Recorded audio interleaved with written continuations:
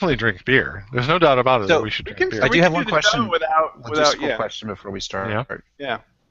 Jeremy, do you have any comments on the Apple stuff? Because I'm kind of where Keith is. Okay. I have not. We should talk about it. Okay, let's talk about it. The other thing that we can talk about is the fact that California's burning. Again? Hey. Jeez, can't you guys control a lighter? But I would like to say that Marco Rubio is looking out for you, because if you did watch the debate last night, he did bring his own water. That was like the worst joke. I don't know if you saw this, but this is like the worst joke I've ever heard. So I know California's having a drought, but I did bring my own water. No. Did you really actually say that? He did. That's it's kind of a double meaning joke, because he was the one that a couple years ago was made total fun of because he did a response to the State of the Union and had to stop in the middle for a drink of water. It's that guy. So he did his lovely water drought joke, which was like a lead balloon, especially among Californians who are actually going through a bad drought.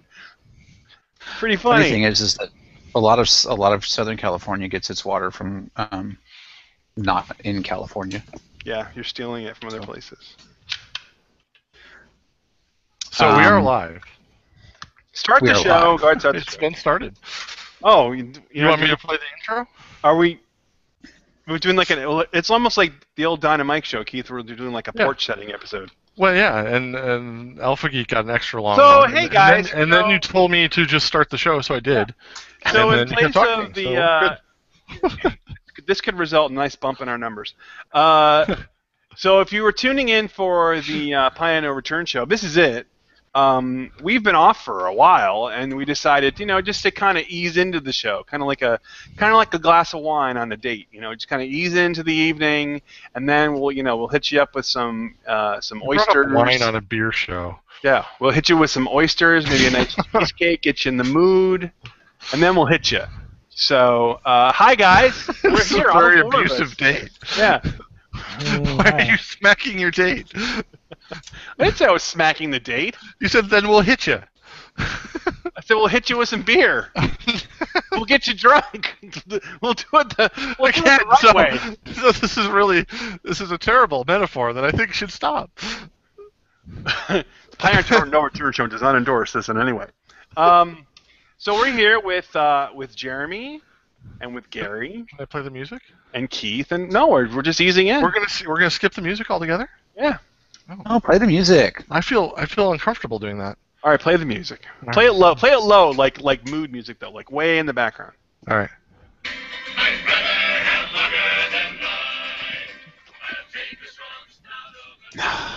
Oh, it's just receipt. Okay. Perfect. Welcome to the Pi No Return show. Your one-stop shop for for beer and fun and fading music in and out. Tonight, we're going to wrap up our Texas unit that we started about 4 years ago. We've got 2 beers on tap. I need to make a correction, because the guy said they wanted to wrap up the Texas unit. It actually is 1 Texas beer and 1 New Orleans beer. Yeah, no, this one's Parish is New Orleans. So what we've got for this evening Close enough. We've got from the St. Arnold Brew, which is right in downtown Houston, we've got the Icon Sorachi Ace Dubble, and we're gonna follow it with Parish Brewing Company's Canbrake. We're gonna do it in that order. Wheat ale. Want to do the double first? Why not? You should do the wheat first. We should do the wheat first. I knew whatever beer I said, it's all about that we easing would into do, it, that Rob. you guys would say, let's do it the other way. I knew somehow. We're gonna ease into it with the wheat, and then we're gonna hit you with the double. With the double. Because that's the way we roll here. He didn't actually introduce us. Does not endorse him hitting anybody with beer. What? I do. All right, so we'll start with the Canbrake. We've got the Parish Brewing Company, independent. This comes to us from Louisiana, right out of, trying to find the location here, Broussard, Louisiana. And what we've got is a wheat ale, 4.9% alcohol. That sounds like it's going to be right up my alley. There's not really any descriptions in the bottle. Louisianans really don't like to stand on ceremony. They just want to get down to their drinking. So let's do the They second. don't like to shall write we? much. That's what they're saying. That's right. It's a nice looking bottle, though. I found my bottle opener, by the Oh way. yeah. Oh, Sweet. a lovely Sure, wheat Gary. smell coming right off there. Ooh. I brought a glass down here, but it somehow has disappeared. So I don't know. I may be drinking from You the can bottle use that Pliny bottle behind you. to pour this beer into. Yeah. I That hope might make you it all taste have better. missed us as much as we've missed you. It's been great. It's It's been a long been too time. long. It's been way too I long. maybe should have washed that Pliny bottle. Why? We still taste the same. It's an empty bottle, Rob. Dun-dun-dun. A A lot of sediment in this. lot of head too. Oh, I want to do that. I maybe I want don't to do know, that. can in you- a That's glass. how I like my The dates. sediment- No, you can't see it, man. That is a chunky one. I went right past it, but I know you folks at home, you heard it. Oh, we caught it. We didn't want it, but Thank we you. caught it. So we want to also say while the boys are getting their beers together that we're together. live on Alpha Geek Radio, Channel 3. If you're listening to us right now on a podcast, recorded medium, we want you to know that most Thursday nights, oh heck, who am I kidding? Every once in a while, On the Thursday we night. broadcast live on a Thursday night. You can find us on Alpha Geek Radio, and you can find that address tunein.alphageekradio.com. We broadcast usually starting about 9 p.m. Eastern, although tonight we're a little bit early. Actually, our show time is actually 8:30 Eastern. Yeah, but and it usually takes us a good 20 minutes to get the shit figured out. Okay, so 8:30 Eastern. That's why I said 9. So if you want to listen to us get the shit figured out, tune in at 8:30. Website, PNRShow.com. Email us at PNRShow.com. PNRShow@gmail.com. Gary at Always talking Breaking. so we can Jeremy drink. at Jeremy Brooks. Keith at Wolfman K. I'm at Reb Rob. Let's drink, shall we? Canbrake. Cheers. Prost.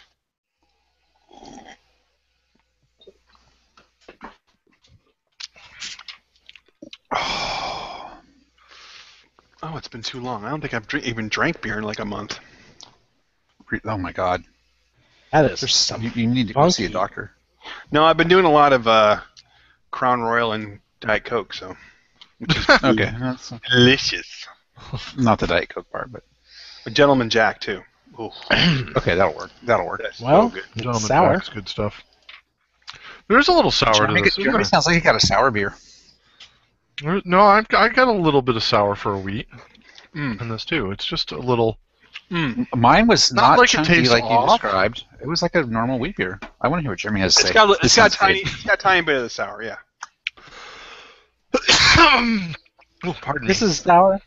This is a sour beer that's not supposed to be sour, as far as I can tell. Let's see. Nope. Wheat ale. Nothing about sour or bacteria or lactobacillus or anything. Nope. Just a sour, funky beer. Everybody's freezing. Did you see this? You're fine. You see Yeah, Ooh, that's a chunk. Yeah. That That came out of is your beer. that came off the cap. And I had my beer stored sideways, and that came off Yeah. the cap of this beer. There's a layer Yeah, of that's- Louisiana mud at the bottom of this thing. Apparently, is possibly affecting taste more than normal for a wheat beer. It's actually all along the inside of my lip of my bottle too that I'm drinking out of, and a little bit grossing me out here. Mix it up. It's not just like a spice sediment though. It actually seems like dirt. It Mine had looks like- zero. looks like- I mean, I don't know. Maybe there's for wheat. No, there's a little bit of cloudy, but wheat beers are supposed to have a little bit of cloud. Mine doesn't have any like noticeable chunks. It sounds like we each got a different beer. Yeah, I'm not Yeah, sure we- this is. Mine. But and sediment would be normal, especially if you're using coriander and spices and stuff like that. But this has got some funk to it. I don't know if we just let this one go too long all summer, but this is. What's I the don't know. born on date? Don't these craft beers put born on dates on there? 121.15. What 121? And that's getting up. 121.15. Yeah, so it's. Mine has a spot yeah, for here. best. It says best buy, but it doesn't actually say have a date. There. There's no date on it. Well, Okay. because it's never good. Louisianans aren't always known for their attention to detail. I really want to like it, but it's got this funky taste, and I just can't get past.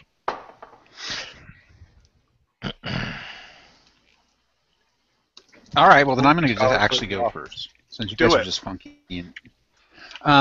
I got the good bottle out of the batch. It's a normal golden color for a wheat beer. Nice fine bubblies in there.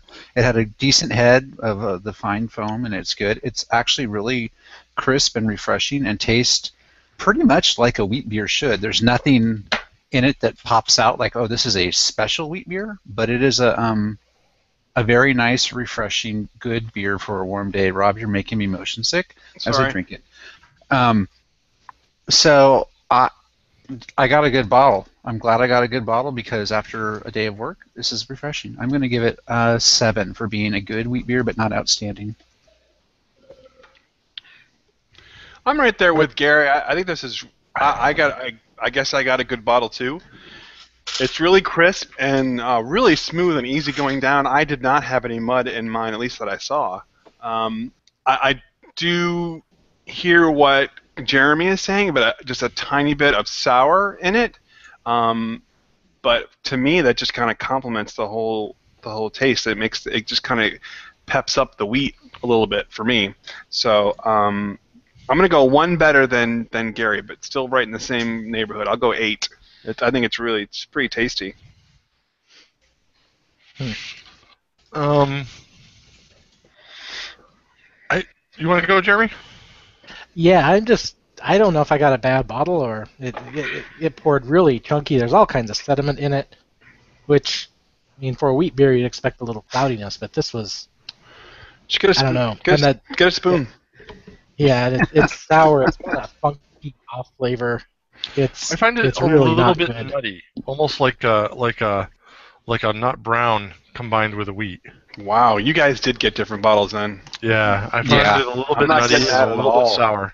Mine's golden. I mean, look at that. Even on camera, it looks. Well, I'm not talking color. I'm talking flavor. Oh. I don't know what mine looks like because I'm afraid to pour it out, and I didn't when I lost my glass. I mean, it sounds Gary like that we got the same bottle because I'm not getting any brown ale nuttiness at all. No. All right, for interrupting you, Keith. No, it's okay. Yeah, the amount of sediment or actual literal mud that seems to be in the bottom of this is a little frightening. I do understand that especially like the German style wheat beers will come spiced and have a little bit of sediment. You'll get the spices and stuff that float around. You'll get some of the yeast floating around in there, and that's cool. I like that, and that's even in a wheat that's even drinkable. A lot of people like that. But this is actually a layer of grit and sand that is palatable. It is tasteable in the beer itself, in the drinkability. Yeah, it's not cool. It's not great. Definitely, I don't think we've got the right thing, so I'm not even sure we should rate it, but I wouldn't rate it above a 4. That's for sure. Damn. A 4? Yeah, but I think my beer's off, so I don't know if it should count. Ooh. I was making predictions, and my prediction was wrong. Yeah, I'm giving it a 2. This is terrible. Wow. I will tell you that this is right there with Bud. It's right there with Bud. Wow. Now wait a second. I'd rather have a bad beer than a Bud any day. Looking at what they've gone into on Beer Advocate, it got a 78. But when I look at the ratings, it sounds like perhaps we've tapped into a trend because the ratings are all over the place. You got some really, really high ratings and a bunch of really, really low ratings. They must have some production issues. Yeah, Could be a quality control issue. Because the one person that was rated at just let me scroll back up here, 1.19. It's a sweet, nasty, off-flavored. It's sour. This is one of the worst beers I've ever had in the world, and I've drank Zima. Tastes like someone took syrup and water and fermented it out. Right now. Wow. If you love Coors, you may enjoy this watery, sweet junk. And then someone else said, nice dark copper with good head retention, effervescent caramel and honey with a little hop aroma and a hint of bread. Light medium body with a sharp finish, well done. This is a good beer. So I mean, it sounds like they may have some, so like you said, some production issues. Yeah. Yeah. Looks like it. Well, It does say on the bottle that it's a very small batch. So it's entirely possible that Gary and I got one batch and you two got another. But I assumed that ours would have came out of the same batch because you probably did you buy a 6-pack? Yes. Yes. Yeah. Maybe So, it doesn't. I mean- maybe it doesn't do well when it sits. Because this Well, is maybe. It's sat for all of us though. Yeah. Yeah. Oh, that's true. But mine says bottled on 121.15, just like. Yeah. I mean, we have the same batch. We have the same batch. Maybe it was the traveling, or maybe, who knows? I have a suggestion. Let's go to the What? next beer. All right. Yeah. Could we please? So we've got the icon, which is a Sorachi Ace Dubble. Now, Sorachi Ace is got a little story behind it. Do you guys know what the deal is with that hops? Go ahead. Nope. That is an engineered hop that was actually designed and built for what's the big name brand in Japan? I can't remember. Sapporo, Kirin. Sapporo. Sapporo. It was brewed and engineered for Sapporo. They were going to do a new lager with this special lemony hop that they put together and they had built. Well, it turns out when it finally got finished, they didn't want to do the beer anymore. So the people who engineered the hop and grew it kind of dumped it on the market to try to get rid of it. And Brooklyn and a few other places jumped on it. And Brooklyn makes a really nice Sorachi Ace Ale that they put out in bottles now. And I think I've talked about it on the show. I don't know if I've sent it around. I probably should because it's a good one. But I really enjoyed it a lot. So it's kind of neat. I'm looking forward to trying this because it's a Sorachi Ace and a double, and also it's from a different brewery, and I haven't had any Sorachi Ace that wasn't from Brooklyn at this point. So it's kind of. I will tell you that the aroma is a kind of a funky smell. It pours like it's a very almost cola in color. It's got the kind of a little, maybe, I don't want to say chocolatey, but it's Yeah, there's like a kind of caramely. a nutty, caramelly, burnt toffee kind of aroma to it. 5%. Kind of roasty, huh? So it's low. It's low on the alcohol too. For a double, it's way low on the alcohol. Oh yeah. Although it's spelled double is It's a double, not a spelled double. a little different. It's a double. Yeah. Yeah, the That would That, be that does have a not a clean smell. It's a weird, like I said, kind Rob, you just muted yourself, so we didn't hear the end of the other sentence. That might be okay. This guy, I mean, it looks good. It's got a, like a one It looks finger like a head double. on it. A Belgian double. Looks like a Belgian double. Yeah. Kind of smells, though, with a little funky yeast. That smells about right. It's 8.6 percent by volume.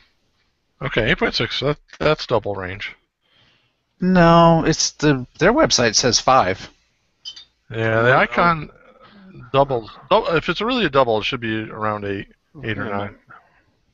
No, I don't think it's really a double. The bottle doesn't actually say the St. Arnold website says 5. Well, is there an icon or is there a Sorachi Ace and a Sorachi Ace double? Do they make both? You know what? There you I'm looking at the wrong one. Yeah. Thank you. Sorachi Ace double. Okay, 7.9. Sorry.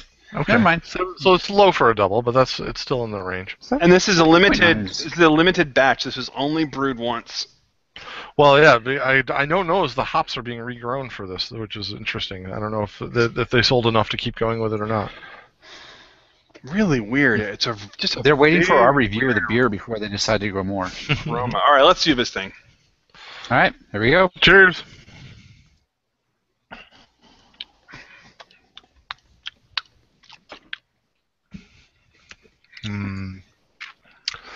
Wow. That's really drinkable for a 7.9, isn't it? Yeah, that goes down pretty smooth. Well, 8.6, but nice- who's counting? It's got a nice. That changes everything.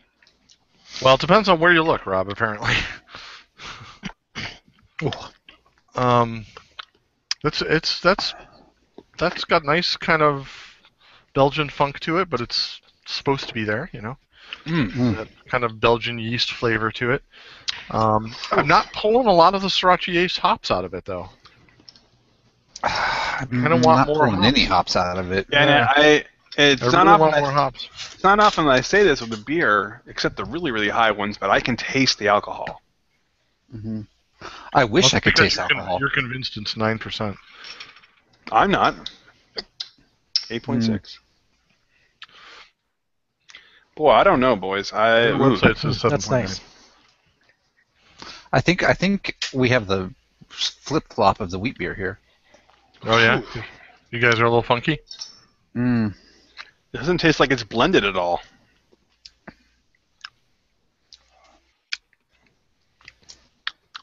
I like it, but I like Belgians. There's no doubt about it. I like Belgians too, but this one's... The funky smell matches a funky taste. I maybe have the wrong glass.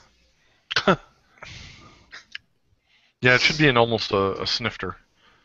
Yeah. Something with a big bowl on it. Or a bottle. Hold on. You're saying it's between a snifter or something else, but you're drinking it out of the bottle, and you said you liked it. I do. But I'm just saying, if you want the proper glass for it, I'm telling you what it is. Drink it out of the bottle and see if it makes a difference. All right, there we go. How's that? No. Better? That's the right one? Yeah, that looks good.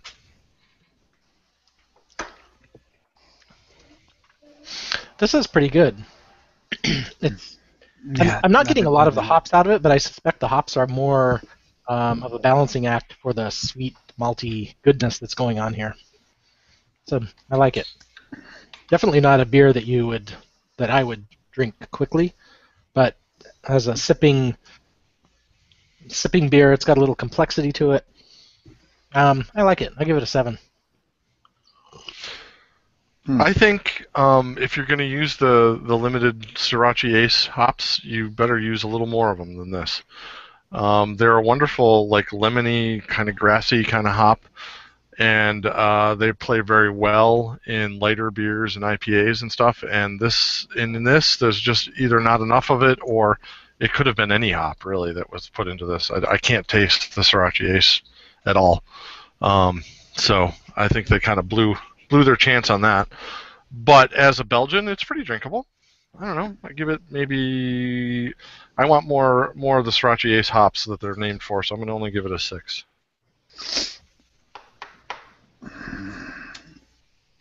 Well, I'm not getting anything incredibly appealing out of this. Although I will say it looks good. The glass, the changing glasses didn't help. I actually think the Sorachi hops are giving it a little bit of off flavors for me, because I'm getting kind of that rich, malty, caramely stuff you get in a Belgian double. But there's this kind of really off flavor that I can't pinpoint, and the only thing I can think of is that it's those hops. And I think that Keith is probably right. This would be better in an IPA, maybe even like a Pilsner as the hop in a Pilsner. Because Sapporo is essentially a Pilsner, right?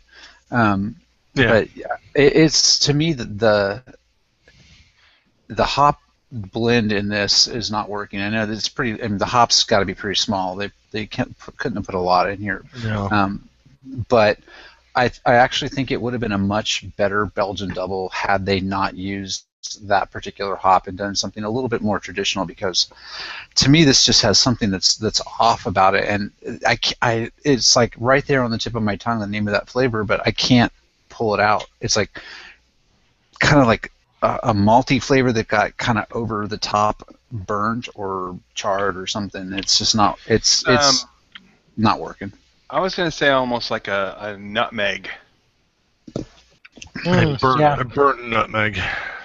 Yeah, that kind of bitter, spicy. But the taste when you shake it on top of a eggnog, it's got that kind of. I don't know. Maybe it'll grow on me. I'm gonna start off with a 3. If it grows on me, I'll up it. But I'm gonna start with a 3 because my first impression was not good. It's really, really freaky tonight. I'm with Gary on both beers.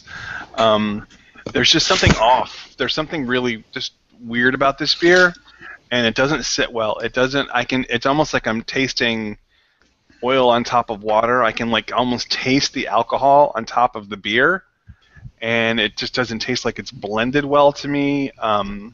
That nutmeg taste that's coming through just doesn't fit, and it's just kind of a muddy. The taste is muddied. There's nothing really notable about it. So I will also give it a 3. So Texas beer is finishing strong. Go Texas! So our the wheat beer, the Canbrake, ended with a 5.25 rating, which is definitely on the lower side for us, and the sorachi Ace Double ended with a 4.75, which is actually really low for us. We have only had a couple of beers below a 5. Well, I don't know, maybe a half a dozen or so beers below a 5. The Texas beers, for the most part, did pretty well. These two were not good. And interestingly enough, Beer Advocate gave this an 84. Like the Canbrake beers did really well. Yeah. Across the board. So the Beer Advocate gave this a what? 84. Now, granted, that's only 10 reviews. Okay. 10 reviews by people that work at St. Arnold. Well, or maybe had it on tap, and as this thing aged out over the summer, the hops dropped out of it. The one person that kind of gave it in the middle range, I think, kind of hits on maybe the taste that I'm coming up with. He describes it as an earthy yeast and bubblegum and banana aromas. No real character. The hop profile is at odds with the rest of the Belgian yeast and is that me? Is that sugars. You? No, it's me. Okay. I'm getting old. I can't hear. It's okay. I'd never know. So it's interesting, but then again, the higher rankings are saying some of the same things that Keith and Jeremy are saying. So this is like a tale of two beers, both of them. Really weird. Untapped. I'm pulling that up right now.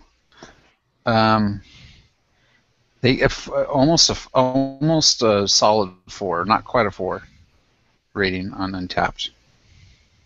So it's improving as it goes. So I don't know if that's just the alcohol though. It could, that could be. I'm just getting drunk and I don't notice things. But yeah, another guy says that the beer at first has a lemon zing taste and prune. The lemon zing would definitely be the hops. I can see where he's saying prune, though. The prune's got to be coming from the malt. Really weird. Okay. Anyway,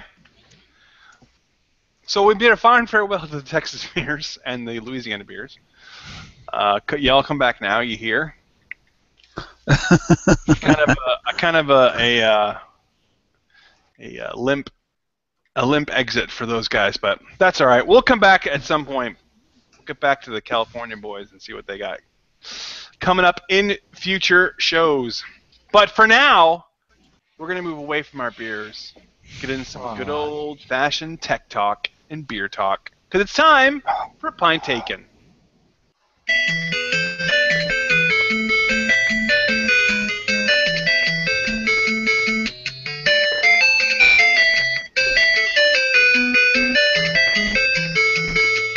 Name that game right now. Tetris. There you good. Well, you knew it. Well, yeah, I did press the button. I was hoping maybe one of the other two who didn't press the button. I gave him half a second. That was it. Yeah. So we have tonight some beer news. Since we couldn't really rejoice as a group in the beers we had, at least we can. I'm here. Hello. Okay. Yeah. Start that again. Yeah. He's sleeping. We couldn't rejoice in the beers that we have, but at least we can rejoice in some beer news. Unfortunately, the first is a little bit on the negative side. Lagunitas sucks. Jeremy? So apparently Heineken, of all companies, has purchased 50% of Lagunitas Brewing Company. Ooh. Which just, Lagunitas is one of those buck the trend, nobody can tell me what to do, I'll do what Too I hip want. for the room, yeah. It's just, I can't picture anything good coming out of this. Gary, I can't believe you're out the Heineken. guys at Lagunitas would do this because they seem so anti-establishment all along to the point of getting half of their staff arrested at any one point for drug charges to all of a sudden go corporate like this. This just goes to show you everybody has a price. Oof. Everybody has a price. Literally from my desk at work, I can see the Lagunitas Brewery. So I literally look upon Lagunitas on a daily basis. What would I miss that? Heineken West. Heineken West, yeah. Do we know how much the deal was? Yes, it's right here. Insiders say $1 billion. Wow. Yeah. No, insider. So what I read was that Lagunitas was valued at $1 billion. So Lagunitas got $500 million because they sold 50%. Okay. Which is still a damn lot of money. I mean, like I wouldn't say no. Everybody has a price. So the I have a few things about this since Lagunitas is literally my local brewery. Lagunitas is not a I guess they were a craft brewer in the sense that they were owned independently and not by any large corporations. But they were definitely not in the small brewery scale. They were definitely a macro brewery. They opened up the Chicago facility, I don't know, like a year ago. They have a brewery in Azusa, California that's in the works, and I've heard they had 2 other breweries in the U.S. planned, which means that they would have had 5 U.S. breweries. That doesn't make them on a small scale. They are a large scale brewery. So that's the first thing. So it's not like this local independent brewery sold out. It's like a large company sold half of an interest into Heineken. Basically, for me, it was they got paid $500 million for Heineken to distribute their beers internationally. So for me, I'm looking at it going, okay, I would not say no to that. That is, I mean, it's a lot of money, and Lagunitas doesn't really have to do a whole lot. Heineken is probably going to do all the heavy lifting of adapting the recipes to their production facilities internationally, and Lagunitas can just sit back and collect money for it. So that's one thing. And it is only half of the company. It's not the whole company. The things that people I've seen stuff online. Everybody's like, I'm not drinking Lagunitas anymore. They sold out. They're no longer a craft brewery, so I won't drink them. For me personally, Lagunitas dumps a huge amount of money into our local community. Not jobs. I mean, yes, they employ people, but they have on a weekly or maybe even more than once a week events at the brewery for nonprofits. They basically just let the nonprofits come in and use the brewery, give them the beer, and those people sell tickets. So they have contributed huge amounts of money to our local nonprofits in this community. As long as they continue to do those kinds of things and are a huge part of this economy, there's no way I can stop drinking their beer, because they literally do support a huge number of nonprofits in this community. So for me, they're still a local brewery, and they're still doing good things for the local people that enjoy their beers. It seems. I mean, I'm scanning the article while you've been talking, and it does. McGee, who runs Lagunitas, is still saying he's going to retain the autonomy over business operations. They're going to keep their same marketing, sales, and production teams. I really think it was just that they got paid to do the international stuff. Yeah, I mean, it says that they definitely will get a leg up on distribution, obviously worldwide distribution. The one thing that he may have to compromise on is the method by which that beer is produced on a worldwide basis. I only think it's going to be the main beers, like the IPA, the Pils, the Pale Ale, maybe Maximus. There's probably only 5 or 6 beers in their production line, and maybe some seasonals that go global. But a lot of the Lagunitas beers that I really enjoy, which are like their barrel-aged stouts and things like that you can only get at the brewery, that's not going to change for me. Yeah, it says that their first international target. Until Heineken says that they don't have money to do that anymore. It says their first international target is going to be Mexico, which is an easy target given their location, and that they're going to build one more plant in the United States. Again, that's not too bad. Lagunitas is already available in the United Kingdom, Sweden, and Japan, so I'm assuming they've got some kind of business model and the way of shipping the beer there that hasn't changed the quality, so that's not going to change. If anything, they're just going to get more of it there. So they're probably just going to ease into it using, close international markets and stuff that they've already tried to see how it works, and then as they figure it out, they'll branch out. It makes sense. The other half of this, not half, the other part for me is that McGee, the owner of Lagunitas, I mean, he pretty much owns that company, right? Yeah. He's getting to the point where he may be thinking about retiring, and he needs to have a transition plan. And a lot of these companies that started as family-owned businesses have a really hard time transitioning to the next generation and future generations. And it's a whole lot easier just to take a payout and give money away to people than it is to move the business into future generations. I've seen that happen with local wineries and all different kinds of businesses. I mean, look at what Walmart started as a family business, right? And look how much of the family runs the business now. So I think there was probably some of that, forward-looking stuff going, okay, 5 years down the road when I want to get out of this business entirely, how am I going to move this on? Mm-hmm. And for him, there may not have been a clear path for that. Well, and for all of those too hip for the room, thumb their nose in the air at the establishment, stick it to the man people who says that Lagunitas sold out. When you've sat at the table and when you've turned down $500 million, then you can tell them that they've sold out and that this is a horrible deal. But until then, I think maybe defer to the guy who's given you some great beers over the years. And obviously he's thought this through. He's not just doing it for a paycheck. He actually wants to bring this to more people. So I think the question is, you may be going a little farther, and I want to say, first of all, I want to say, Gary, that was pretty insightful, the thing about family businesses, coming from a fifth-generation family business myself. That shit is hard. So that's pretty insightful words there, and if you missed it, rewind and go listen to what Gary said again. But Rob, you might be taking it a bit too far. I mean, this guy has done some really great beers because he's had total control. And when you give up total control in the interest of the dollar and now being able to produce something that's going to be accepted worldwide, you may not get as many of those great little one-offs and barrel-aged stouts and stuff anymore. And I hope that's not the case, but I think the more corporate pressure you put in there, the more mainstream that beer is going to have to become.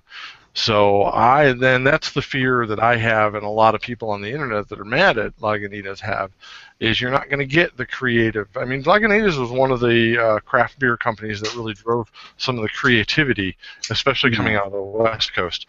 So to have that all of a sudden go corporate is a little scary. And I think there's a legitimate concern there. Again, I don't know that that's necessarily going to be a problem, because as they've said in their business model, they plan to open another plant in the United States. Yeah, so that's not going to handle the extra international perhaps workload and shipping, I envision. I mean, I don't know what the insides of this deal, but I envision what he's thinking is that, and probably what Heineken wants too, because obviously they approached him because of his creativity and his ability to produce. They approached him because of his popularity. Right. Well, creativity would be a part of that. I don't know as they're going to pay for him, to experiment. anymore. He's saying that he's going to enjoy a certain degree of autonomy. I would think that his home brewery, right across the street from Gary, they're going to continue to allow him to experiment and put out his little one-offs, while his other I hope you're right. plans But that's the concern. So that's the concern of the internet. Not that they're going to get the beer distributed to more places. Nobody cares about that. Concern that the internet backlash happened because of was the fear that Lagunitas is going to stop being a creative driver in the craft beer industry. That's a fair point. It's a legitimate concern. I don't think it's from what I've seen of Lagunitas, I don't think it holds a lot of water. Just because I don't know. It'll be interesting to see because for a little while, I'm sure he's going to be able to do whatever he wanted and show everybody that it's the thing. But as you move away and maybe he gets older and does think about retiring and gets out of it, if there's no one there to either pick that up, or if as Heineken looks and says, "Hey, we're dumping a lot of money into your creativity that we could use elsewhere," that stuff may dry up. Or God forbid he produces a couple of stinkers and Heineken comes back to him, hey, say we just need to go back hard on the Pilsners and the IPAs. Exactly. I mean, I understand what you're saying. Yeah. My take is that the global production facilities and maybe even Chicago and Azusa, they'll produce the main beers that Lagunitas has made their name on in the U.S. and maybe they'll produce some of those more truly unique beers. But I still think that the breweries, probably at least in Chicago, Petaluma, and Azusa, will have these unique beers that you can only get at the brewery, or these limited production runs that you're only going to be able to get in those areas. And that internationally, you're only going to be able to get IPA, Pils, little something, maybe the Maximus and the Stout. Exactly. And that's going to be it. Exactly. Unless he hits on in his creative in a small market like you're talking about, Gary, if he hits on a new beer that's really great, then they can shift they could do that. Worldwide production. Yeah, I mean that's how little. The concern is that the focus is going to be on producing those four really great beers, and nothing else new is ever going to come out of Lagunitas again. Yeah, I don't see that happening. The last thing I want to say, and I think we should move on, is that I certainly would have liked to have seen Lagunitas stay independent and stay truly local. I would have liked to have seen them go the route that Stone is going and do all this organically themselves and be in control of their situation.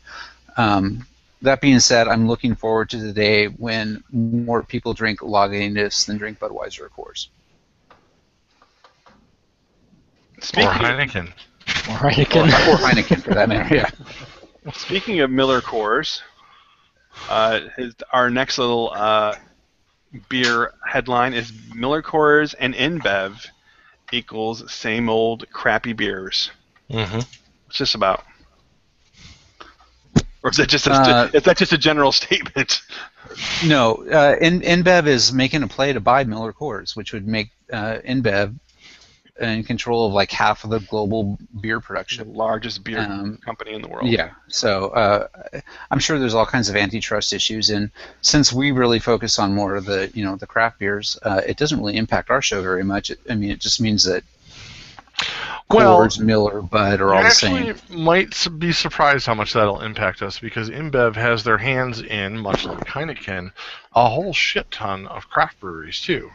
And especially overseas, the stuff we don't necessarily consider craft, but we are unique when we import stuff from England and Germany and stuff like that. A lot of that stuff is actually InBev product. I need to find the link for this. What are some of the craft brews that they do have a hand in, Keith? Let me look it up real quick. Island. They own 10 Barrel Brewing from Bend. They bought outright last year. InBev also has a 30-something% stake in Oregon Craft Beer Alliance or something like that, which is like Red Hook, Kona goes through them, Pyramid. They definitely have been making inroads. Don't they own Bourbon Country? Oh, do they own that? I could be wrong on that one. I thought Bourbon Country was owned by one of the big breweries. They own a lot of brands. I mean, I saw a list online this week of the brands that the merged company would own, and it was absolutely astonishing. They went through it internationally, and it was basically any beer you've ever heard of internationally aside from maybe like Flying Dog and craft brews that No, maybe come out of England. They own Boddington's. It was which is everything. one of my favorites. Yeah, Boddington's. Boddington. It A was lot of the Grolsch. British beers I mean, it was are all, actually it was InBev. crazy. It was crazy Franz- the list they're going to own. Francis Connor, Boddington's, Beck's, O'Garden. Blue Point Brewing, yeah. which is considered a craft beer. Boddington's. It wasn't a sort of, all the Bohemias. Well, Budweiser, of course, and Bud Light, Busch. Coronas is an InBev. there's all these beers from South America. Elysian St. Pauli Brewing. Girl. St. Pauli Girl we've done on the show. Elysian Brewing Company, And, which is a huge craft beer. Stella That's Artois. the other one. Goose Yeah, Island. they're in Seattle. All of Goose Island. So that's where Lagunitas Lagunitas was which is a different. good beer. Is Eliason and Tin Barrel sold out wholesale. I mean, they sold the entire company. Lagunitas didn't actually sell their whole company. Lowenbrau. It's the Walmartization of the beer industry. All of Labatt's. All of Michelob. The thing that really Natural Light. That's a winner right there. yeah, there you go. Henry Weinhard's, all those. Rolling around. What worries me is that this is going to be a Spat. trend in All the craft Spaten brewing. beers, We're going to start seeing them all sell. I mean, I think Yeah. we're going to see a lot over the next few years of craft breweries selling out. And so I think some of these large companies that are buying them will do it wrong, and I think there will be some that will do it right. Yeah, I agree. I mean, we can't go into it saying every big beer. Well, for the most part, company is AB InBev has, when they've purchased craft beers, they've left them more or less alone. There was a big uproar, almost like Lagunitas, a few years back when they bought the Goose Island brand out of Chicago. And Never had a Goose Island beer that I like. And well, yeah, but that happened. That was the case before InBev bought them, because they haven't changed. But looking at this list, there have been beers that we've done on this show that we have liked. Landshark. Landshark's a great beer. I love Landshark. Yeah, it's not a good beer. We Well, haven't done that on the show, and it's not a Too good bad. That's a good beer. beer. No. Hogarden. So the other, it's a Corona wannabe, and Corona's not a good beer. So there you go. Well, you have to put a lime in it to make it taste good. That's not a good sign. The other thing is that Miller Coors just bought these guys, St. Archer. Do you know where that came from? Putting lime in beer, by the way. It's a Mexican thing because of the lack of refrigeration. The beer would actually spoil. So the lime would take the rotten taste out of the beer. Maybe this Canbrake needs a lime. We talked about that when we did Corona. Yeah. So that's where that came from. So the fact that Corona needs a lime to taste good, and Landshark is a Corona wannabe, is not a good the other thing thing to be. is that I mean the reason that we have brown bottles for beer is that beer, when it's exposed to light, will actually change. I mean, the color, not the color, but the flavors actually change because it gets exposed. And Corona adds all kinds of weird shit into their beer so they can produce it in clear bottles and have the same crappy taste over and over again. Just reading through the St. Archer Miller Coors. And coincidentally, Landshark, also a clear bottle. It was purchased by not the master company, but by Miller Coors, 10th and Blake Craft and Import. Beer. Yeah, that's just a money shovel tax thing. Yeah. But again, St. Archer's an interesting brewery, though. Have you read the history on that? No, not yet. But I would like to say though that the other companies that are with Miller Coors 10th and Blake division include Blue Moon, which Blue Moon has some beers I really like. Leinenkugel. There's a lot of Leinenkugel beers I like. They also have a minority equity stake in Terrapin. That's interesting. So it's not necessarily a death knell. But you were going to say about St. Archer. What's their story? So St. Archer started only a few years ago. It was basically a bunch of guys down in Southern California got together and decided to start a brewery kind of as a business. Like, we think that would make a great business. So they're not like home brewers that said, let's take our home brew to the public. They essentially started it as a business venture. And then like 3 years later, St. Archer ends up selling out to Miller Coors. So I think that that's the kind of thing we're going to see, is that there's a lot of breweries that have started with, like a small family or a couple of guys got together but there's a lot of other ones that got investors and people to support them in making them into a craft brewery, and at some point those investors are going to want their money back. Well, that's and it. I think we'll start go to back see what you more of talked- the St. Archer method. What you were talking to before about being able to pass a business to next generation and so on. That's exactly, I think, how Leinenkugel got bought.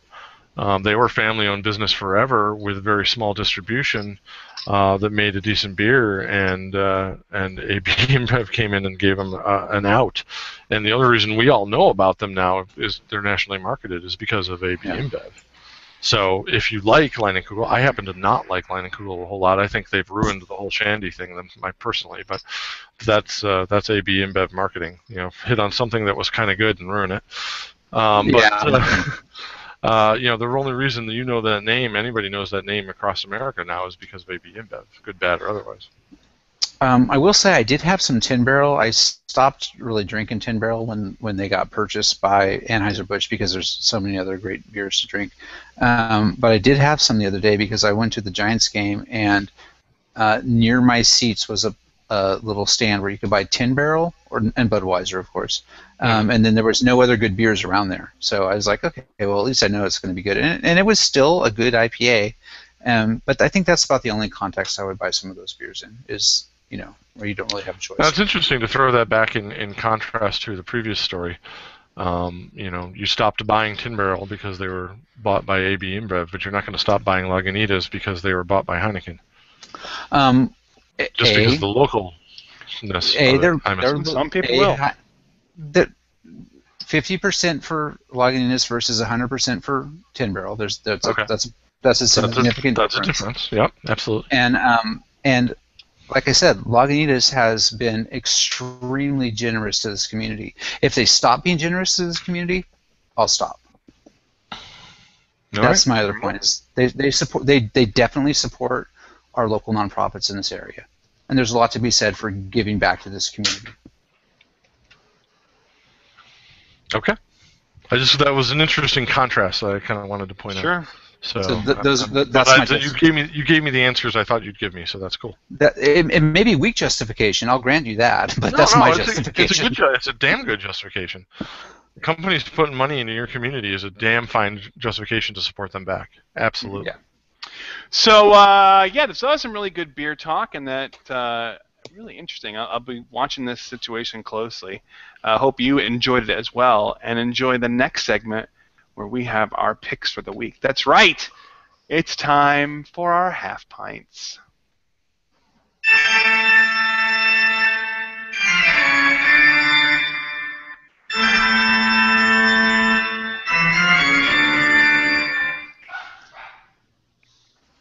We got the dogs going. Oh, I love to hear the other part of it. Little Bach is a good thing. All right. This week, we're going to start with our old buddy Keith, who it says Hearthstone. I know it's not Hearthstone. I know he wants to talk to us about something else, although there was a big release about Hearthstone this week. Go check it out. I could have I could have probably talked Hearthstone for a long time this week, but I'm not. I'm restraining myself. Because we would mute you. Yeah, probably. Probably. Or just talk over me like you did last week. So. My pick is actually going to combine with the topic that we've talked beer too long, and our third topic got bumped. So I'm just going to combine it quickly with my pick, and I'm going to say if you haven't updated to iOS 9 yet, go ahead and do it. It's pretty sweet. A bunch of your apps will need to be updated, but after you get through that painful process, it works very, very well and seems pretty stable, although I'll let you know as I just downloaded it today. What are the great things about the new version? Mostly stability. A lot of what went in was behind-the-scenes stuff that you're not going to notice. It looks and feels very much the same. One of the things that did change was when you double tap to look at your running apps and stuff, they've gone to a much bigger card interface. Oh, wow, very cool. For that, it's almost reminiscent of a Palm OS that may or may not have died. But it looks good. It was a little jarring at first to get used to, because it actually, for me, it slides the opposite direction than I used to. But it works very well, and you can see more of what's going on in those apps right in there. Have any iPhones been left out of the new version? That I haven't weren't looked. before? Like I said, I've been doing a big project at work, and I've been kind of out of it for a little bit. I just realized that the release was today, and managed to get it downloaded while I was doing other things. So Maybe no, that's why my iPhone 5 hasn't told me I need to update. it might. Yeah, I don't know. I don't know where the cutoff is. Jeremy, did you get a chance to look at that? I don't know where the cutoff is.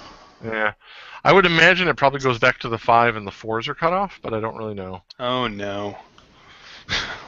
Usually I get the little red icon saying I need to update. I'm checking right now to make sure. Yeah, that have it checked. Mine didn't tell me it was ready, but I think it was just released today anyway too. So it's Yeah, it was yesterday. Or yesterday. So. The adoption rate on iOS 9 has been actually pretty good, pretty fast.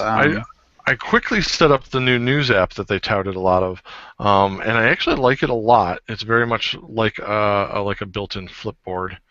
But with news? Yeah, that you can pick your sources and then get a customized news feed and scroll through it. The problem I have with it compared to Flipboard is that there's not as many sharing options yet, but I imagine third parties will probably jump in there shortly and you'll see more sharing So it came out, what, yesterday? I guess yesterday, yeah. Yeah, it's 15? already up to like 16.5% of iOS devices have updated in a day. So I'm going to take my iPad up to it tonight. I didn't want to do it before the show. It looks like iOS 9 will go all the way back to 4S. Really? Oh, nice. Then, and also, it's got some big updates for the iPad. It allows you to do split screens, picture-in-picture, multitasking. Yeah, is that for all iPads? I think that's only for the newer ones. Yeah, I know Air 2 and up. Air 2s will do that. I don't. Yeah, it won't go back to the iPad I have. Well, yeah, but it hasn't gone back to the original iPad for a couple of updates now, though. Yeah. Well, the original iPad is long gone. Yeah. No, I'm talking about these features only go to the iPad Air 2. You can get the update all the way back to the iPad 2, but they always limit features as to what you can do. You got to have the latest processor to do this. Oh, no. Yeah. So yeah, my phone says I can get iOS 9, and I have an iPhone 5. So there you go. I got a 5S, and it's running great on it. Absolutely no slowness. If anything, it's running a little better. And interesting enough, I just hit 20% battery, and it gave me the option that gave me the warning like you always get. Hey, you're only at 20% battery, and there was a new button on there that said, "Hey, do you want to go in low power mode?" Oh, that's cool. I have heard that is actually really good. Yay! Is awesome. That I got the compatibility. All right, good. Okay. iPad Mini will work. Woohoo! Good for Rob. The Mini does do the split screen? Yes. Oh, sweet. I'm upgrading my Mini tonight. iPad Mini 2, 3, and 4, and then beginning with the iPad 2 and up. It will all work. Nice. I will be updating my phone and probably all my family tonight if I'm not too drunk. So, if you're looking for us in the chat room tomorrow and you can't find any of us, it's because we all upgraded and can't figure out how to get back. There you go. All right. So, on to Jeremy. Jeremy wants to talk about a beach house. So my pick is a new CD from a band called Beach House. The CD is called Depression Cherry. It is kind of dreamy, poppy, reminiscent of Cocteau Twins, Julie Cruz, Slow Dive. So if you like that sort of thing, give it a listen. Beach House. I have seen that on Apple Music. I will go listen now. I'm digging it. All right. Jeremy, will you send me a link to that later? Gary has a show he thinks you should check out. I've been very tempted to watch this show, so I'm interested to hear what Gary has to say about Longmire. I will give I started watching Longmire.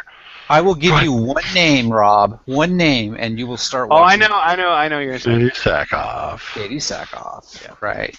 And actually, I actually didn't know that she was in it when I started watching it. So it was a nice bonus for me when I started watching it, and she was in it. So Longmire, yeah, it's been out for a few years. 2012 is when it started. So the back seasons are available on Netflix, and Netflix actually. The show started on AMC, and AMC dropped it, and Netflix picked it up. So they have a new season on Netflix that just got released in the last week or so. My wife and I are going through, and we're on like at the end of season 2, start of season 3, about that time frame. And it's good. I mean, it's set in Wyoming. It's a sheriff in Wyoming who's kind of really old school, kind of the Clint Eastwood, John Wayne sort of vein of character from the westerns. and doesn't own a cell phone, refuses to own a cell phone, kind of thing. It's amazing to me that the number of people in this small town in Wyoming that die is kind of shocking. It's like Murder, She Wrote. The whole town of Grand Apple Cove was dead by the end of the It is shocking. I agree with that. My wife and I just started watching Longmire this It's like, past wow, they have a really high murder rate for being such a small town. The other thing that really stood out prostitution to and all me kinds was of other that things. they really need to make New Mexico look more like Wyoming, because we were watching the show. I'm like, that just looks like the Southwest, and so we looked it up online, and it was like, yep, that was shot in New Mexico. Those states do not look anything alike. Yeah. Yeah, but other than that, it's got those some. of us in New York can't tell the difference, so it's okay. Yeah, you can't tell the difference. It's a good show. It's entertaining. It's a great Netflix, go through 3 or 4 episodes at a time type of show, and you get to see Katie Sackhoff do more work. So yeah, and she looks good in Nothing uniform wrong with that. again. So yeah, she's in a uniform. It's good, and she does a good job. It's a different kind of character than the Starbuck role for her, but she. Gilly said, and Gilly never watched Battlestar Galactica, probably doesn't even really know it exists, as much as I've tried. And she's like, oh, I really like that, like Kate. Her name's not Katie Sackhoff. I really like Vic. She's a great character. So I was like, yeah, well, okay. So even people that aren't used to Battlestar Galactica like her in this show. Yeah. Katie Sackhoff, by the way, Marvel, if you're listening, she would be my #1 choice to be Captain Marvel in the Marvel Universe, but I would love her as Captain Marvel. She would be awesome. Wow, that's an interesting pick for Yeah, that. she would be great. I don't know if it's a problem, but it's interesting. It is Depends interesting. on it. The only issue that is she may be maybe 5 years too old now. Yeah. But I would like to see Katie Sackhoff and Longmire in general, now that they've been Netflixed, go the Daredevil route and just suddenly become ultra-violent. Oh, So I think that would be fun in a Western. I noticed we were flipping through the episode, like, just to get back to where we were, and I noticed that the time on the episodes went from 42 or 43 minutes to like 50 or an hour and 10 minutes or 60 minutes. It's like it immediately changed to that. So maybe they do. Incidentally, I just finished a couple weeks ago. I just finished Daredevil, and oh my god, That's such a great series. Freaking amazing! I cannot wait. The Jessica Jones series starts in Yeah, it looks November. awesome. Can't wait. Luke Cage is coming. Yeah, all the stuff they're putting in that world, I can fully expect to be in that similar vein to Daredevil, and it looks awesome. I'm a huge fan of the second Captain America movie, the first Avenger movie, and this Daredevil series ranks right up there with the best that Marvel has put out so far. It's so good. I love how gritty this Daredevil got, though. That's what I look forward to for this little mini Avenger group that they're doing. Yeah, the way they've handled the Kingpin is just genius. He's just great. Oh yeah, that's great. Amazing. All right, my pick for the week is a book that I just finished. This is by a computer programmer, believe it or not. It's his first work that he wrote on the side. It's gotten very, very popular over the last year or so, and now is becoming a major motion picture starring Matt Damon and a host of really, really well-known actors. And the book is The Martian. Mark Watney, who's the astronaut in this episode, is part of a mission to Mars, actually the third manned mission to Mars, as they're setting up kind of their base there. And he is, for all intents and purposes, like a maintenance man / engineer / botanist. So he's not the most important guy on the mission, but he's the one that holds them all together. He's kind of everybody's favorite. And there's a horrible storm that hits Mars that forces them to abort their mission, and he is lost and presumed dead, although that wouldn't be much of a book. It turns out he is not dead. They end up leaving him behind and don't realize that he's still alive. And so now you're confronted with the guy who has to somehow survive on Mars where there's no oxygen, nothing can grow, and there's no water. And it's a really great survival tale. I did a review on Goodreads, and I said picture Castaway mixed in with Robinson Crusoe and throw in a bit of MacGyver. And that's where The Martian is. And the great thing about The Martian, other than the wonderful storytelling and the compelling tale, is that Andy Weir mixes in real-life science and real-life accurate, as close to accurate as possible, actual NASA plans for how a manned mission to Mars would go. The technology that they would use, the systems that they would employ, how they would set up bases. Some would say he scienced the shit out of the book. Exactly. That's Mark Watney's favorite.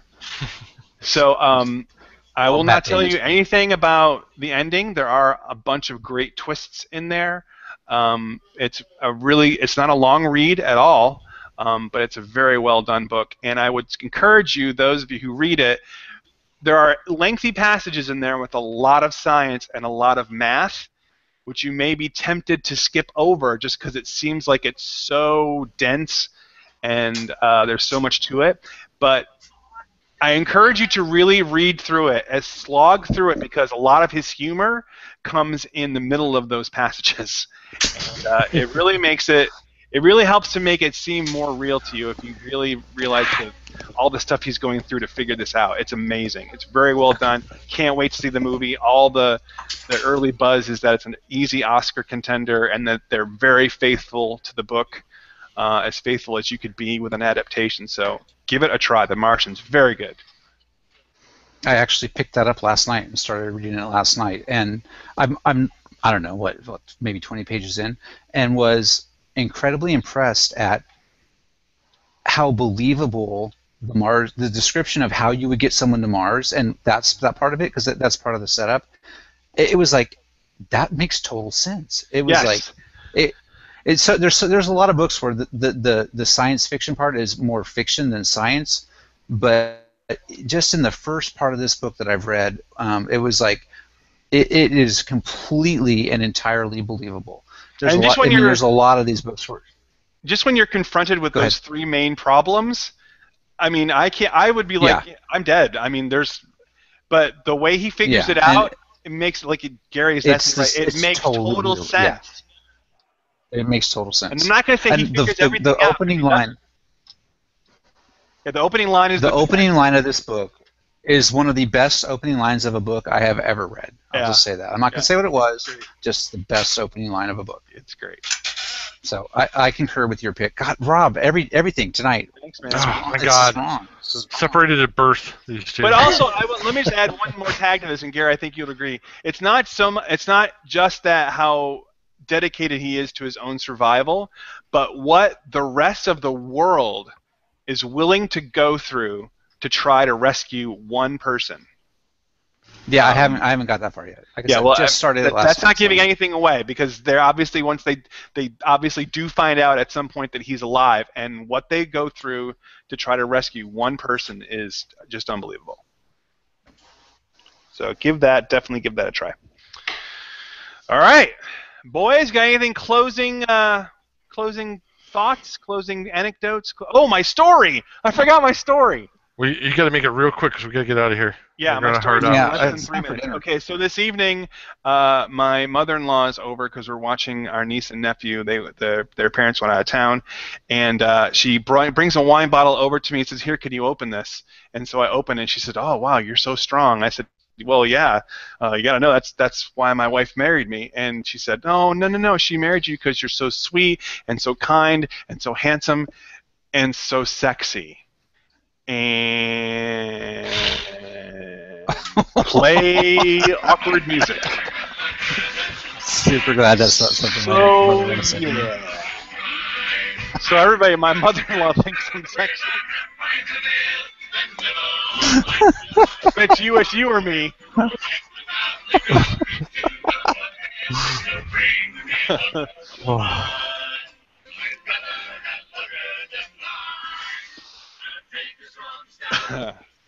I'm going to science the shit out of this podcast.